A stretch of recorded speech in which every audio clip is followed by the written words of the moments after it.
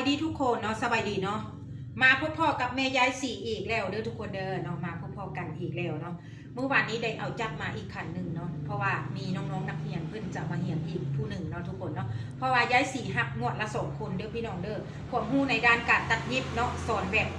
ทุกอย่างเลยเนาะสอนแบบครบสุดวงจรคือสไตล์ใดโหมดใดสอนเนาะ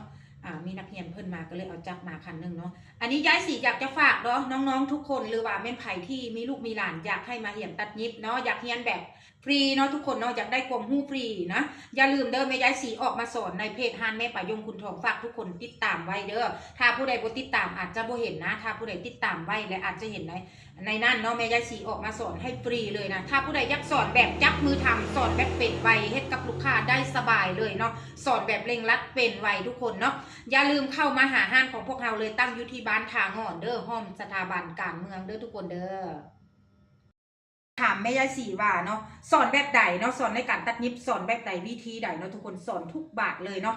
สอนทุกโหมดเลยคือสิ้นเสื้อเนาะจะเป็นเสื้อแบบนี้จะเป็นเสื้อนักเรียนจะเป็นเสื้อเนาะทุกโหมดเลยว่าสันๆเนาะจะเป็นในด้านทรงอยากได้ทรงสอนทรงอยากได้เสื้อสอนเสื้อเนาะทุกคนเนาะสอนหมดทุกอย่างเลยครบสุดวงจรเนาะถ้าท่านใดสนใจอยากจะมาเรียนทักเข้ามาได้เด้อที่เบอร์ WhatsApp 020762114ได้เลยเนาะหรือติดตามเพจห้านแม่ป่ายงคุณทองนะถ้าผู้ใดงบน้อยเนาะที่บ่มีความสามารถที่จะไปจ้างเฮียนเนาะให้เฮียนเข้ามาเฮียนฟรีเลยในเพจฮานแม่ป่ายงคุณทองไว้เด้อกดติดตามไว้เด้อพี่น้องเด้อ